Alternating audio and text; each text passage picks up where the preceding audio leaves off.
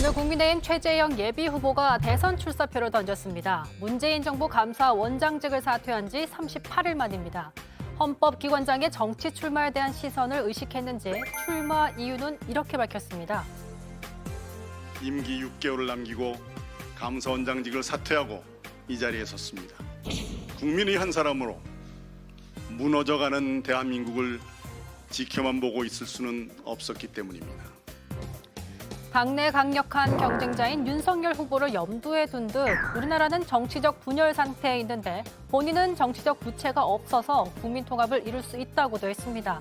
그리고 눈에 띄는 건 대선 출마 전에 선언 전에 애국가를 부른 후보의 모습이었습니다.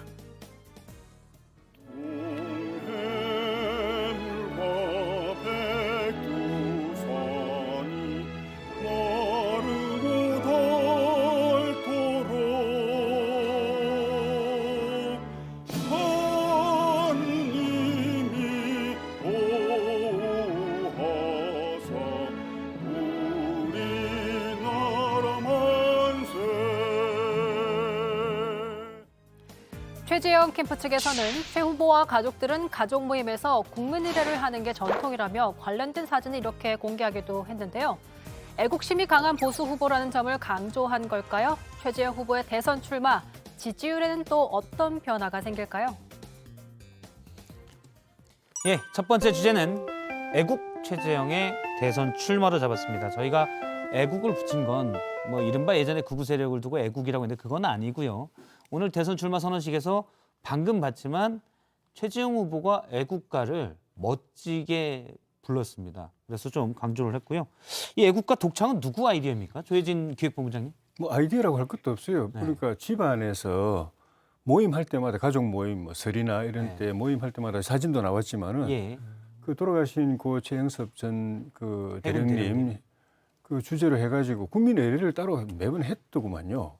국기에 대한 경례 하고 애국가 부르고 애국가도 1절만 부른 게 아니라 4절까지 부르고 우리 그래서 저는 처음에 노래 부를 때 워낙 이렇게 잘 부르셔서 본인이 교회 성가대를 오래 하셔서 그런가 보다 생각했는데 가족 모임에서 수도 없이 부른 거예요. 그러니까 저렇게 발성이 나오셨던 것 같고 아이디어가 아니라 그러면 습관인 겁니까? 예. 뭔가 행사만 있으면 애국가를 사절까지 애국가를 습관으로 부른다고 하면 좀 그거는 좀 그런 디스네요. 보니까.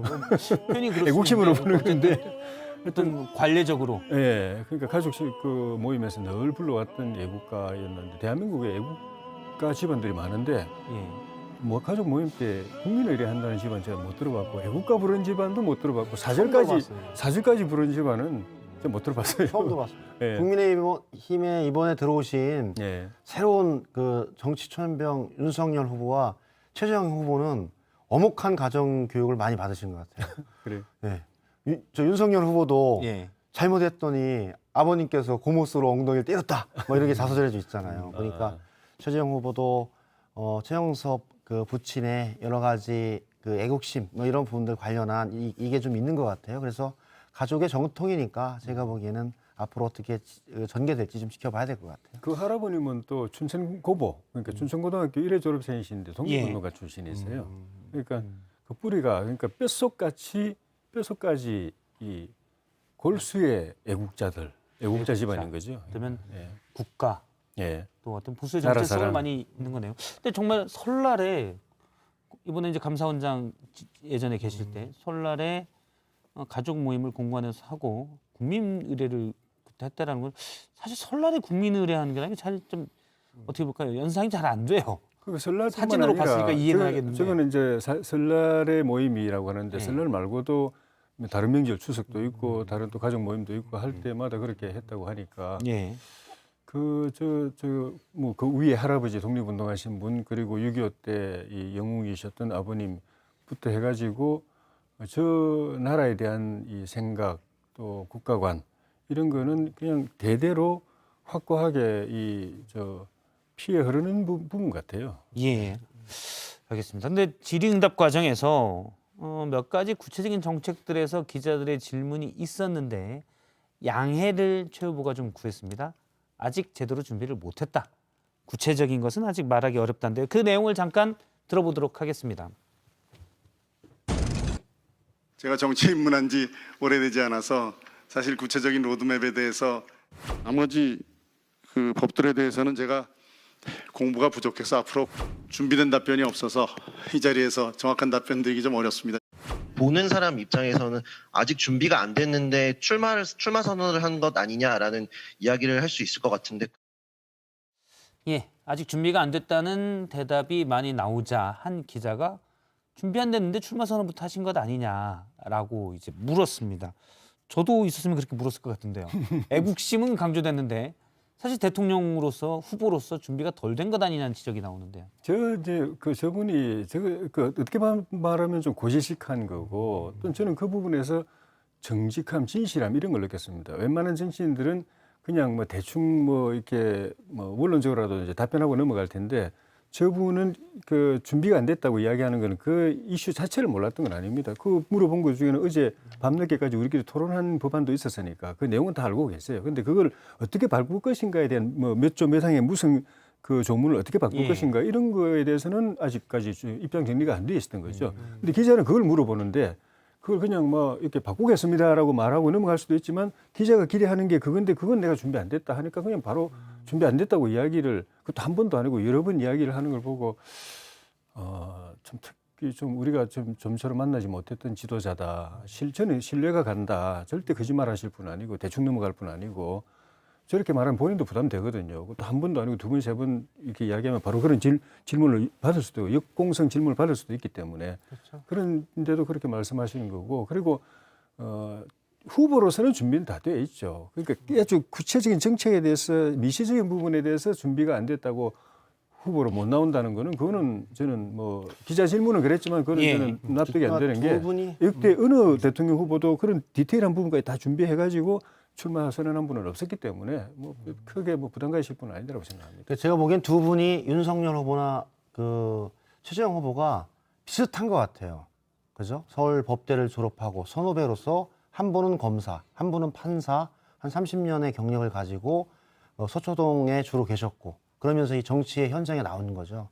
그러니까 일면에 있어서는 정치 관련해서 저희들이 보면 초년병이다라고 하는 부분들은 정치가 가지고 있는 본질적 속성에 대한 이해나 그리고 그 문제에 관해서 가장 중심이 되는 국민과의 소통과 공감 그리고 국가를 이끌어 나가는 철학과 노선에 관한 자기들의 치열한 고민과 준비 이런 부분들이 어떻게 발현되냐가 국민들이 대통령 후보를 바라보는 첫 번째 시각인데 윤석열 후보와 최재형 후보를 근래 바라보면서 거기에 대한 부분들에 관해서 약간의 퀘스천 마크가 찍혔다라고 보거든요. 특히 윤석열 후보는 좀 요새 근래 보면은 주옥 같은 말씀을 하시면서 국민들을 깜짝깜짝 놀래고 있어요.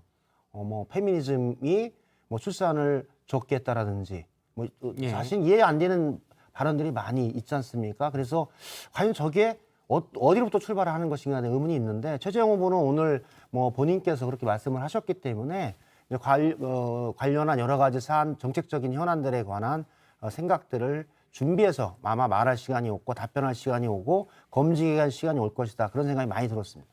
오늘 이제 그 출마 선언문에도 다 나와 있고 이제 답변 과정에도 나와 있었지만은 전체적인 이 그 국가관 애국심 이런 것도 이제 강조할 필요도 없고 우리 나라가 처한 그 여러 가지 어려움, 문제점, 구조적인 모순점 이런 거에 대한 이제 진단은 제대로 되어 있는 거죠. 출마 선언문하고 답변 내용에도 들어 있고 그리고 국정의 여러 이슈와 현안들에 대해서도 비교적 잘 정리가 되어 있었고 그게 주로 감사원장으로서 국정 전체를 들여보고 그 기회에 빠르게 학습이 된 것 같아요.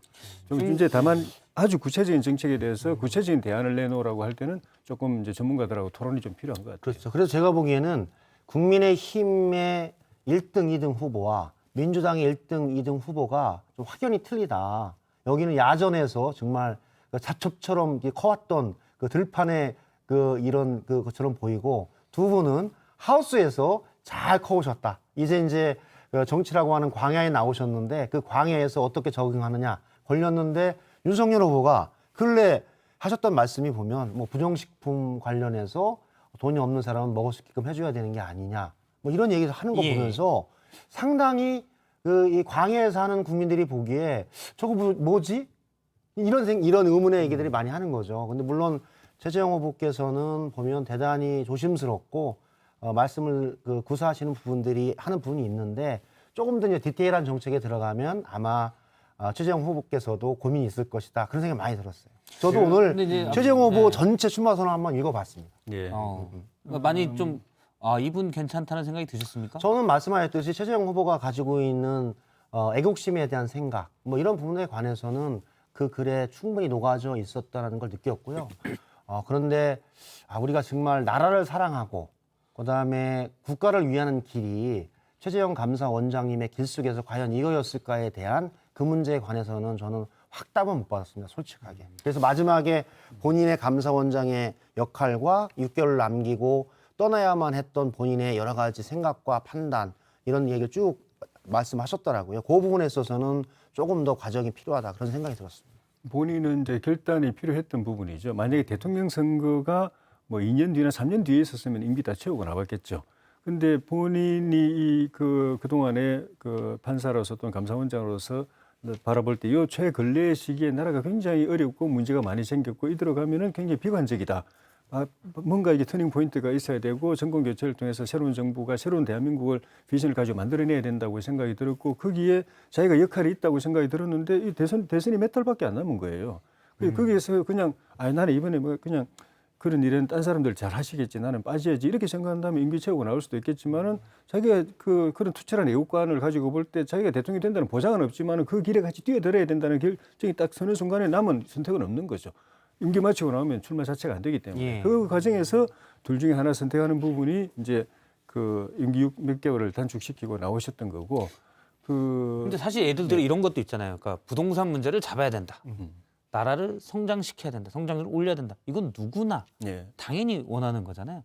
문제는 그런 현실적인 대책들이 시장에서 잘 안 먹히고 정책들이 잘 반영이 안 되고 예를 들어서 뭐 잘 안 될 수도 있고요. 관료가 안 돼서 그럴 수도 있고요. 그런 문제 때문에서 항상 구체적인 방법론이 중요한 건데 말씀하신 대로 최재형 원장이 나라가 이렇게 되면 안 되겠다. 내가 나서야겠다.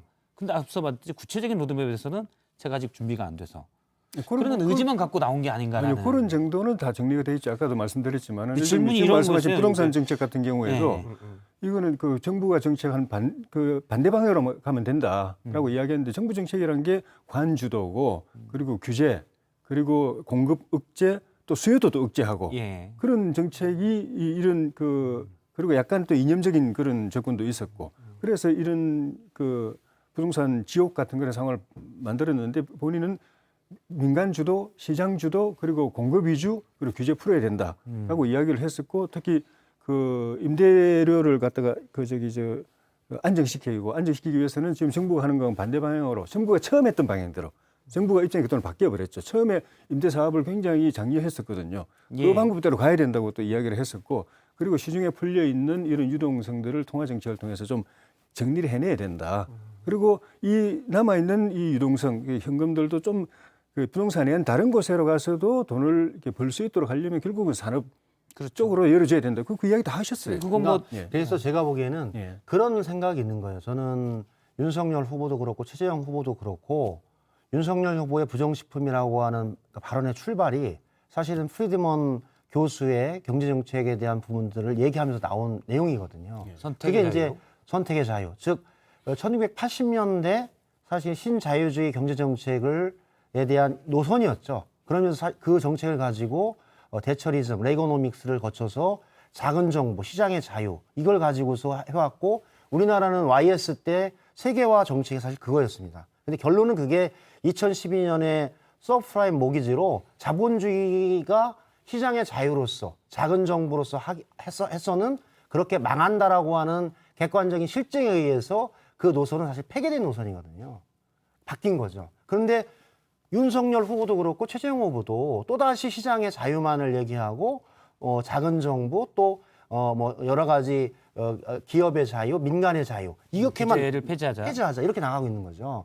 그것이 또 다른 이 데칼코마니가 되는 겁니다. 저는 그 이해 속에서 좀 바뀐 현실에 대한 이해가 1990년대에 머물러 있지 않나 이런 생각이 많이 들었어요. 윤석열 후보, 최재형 후보도 마찬가지. 최재형 후보가 강조하는 거는 유능한 정부지 작은 정부가 아닙니다. 큰 정부, 작은 정부의 문제가 아니라 유능한 정부냐, 무능한 정부냐는 거고 아무리 공무원 대략 뽑아가지고 그냥 놀고 먹는 공무원들이 그렇게 많게 만들어도 그 공무원들이 일을 제대로 못하면은 그거는 국민들이 평가 못 받는 거고 줄여가지고 한 공무원 한 사람이 정말 그 업무 그 가부담을 지면서도 열심히 일해서 문제를 국민들이 힘들어하는 문제를 해결하면은 그건 국민들도 박수 받는 그 정부거든요. 그러니까 현재 지금 말씀하신 거는 말씀하신 것처럼 아니, 만약에 부동산 정책을 아니 지금 잠깐만요. 하시려고 하면 가능하실까? 아니 이제 최 원장 말씀은 작든 크든 간에 정부 공직자들이 국민을 위해서 헌신적으로 일하면서 또 일할 수 있는 분위기를 대통령과 정권이 만들어주고 공무원들이 가지고 있는 그 사명감과 열정 그리고 전문성 능력을 발휘할 수 있도록 만들어주는 대통령이 필요하고 그런 대통령이 유능한 정부를 만들어내고 또 국가의 여러 가지 어려움들을 갖다가 해결해낸다. 그런데 다만 큰 틀에서 보면은 경제 부분, 산업 부분, 기업 부분 이런 성장 부분은 민간 쪽에다가 좀 더 힘을 실어주고 나머지 조세를 통해서 복지를 확대한다든가 또 양극화를 해소한다든가 또 부의 재분배를 한다든가 이런 부분은 정부가 또 교육제도라든가 이런 부분은 예. 정부가 키를 일단 쥐고 뭐 나가야 구체적인 된다. 대책이 나오면 또 하나씩 좀씩 얘기를 해보도록 하고요. 예. 일단 시청자 의견은 이렇습니다. 지지율을 좀 좋게 보신 분들은 강땡땡님은 약속처럼 압도적인 정권 개최를 꼭 이루어졌으면 좋겠다라는 말을 하셨고요. 또 한 분은 R2로 시작되는 분입니다. 대통령이 되고자 하는 분이 너무 준비 없이 나온 것 같다라는 지적도 있었습니다.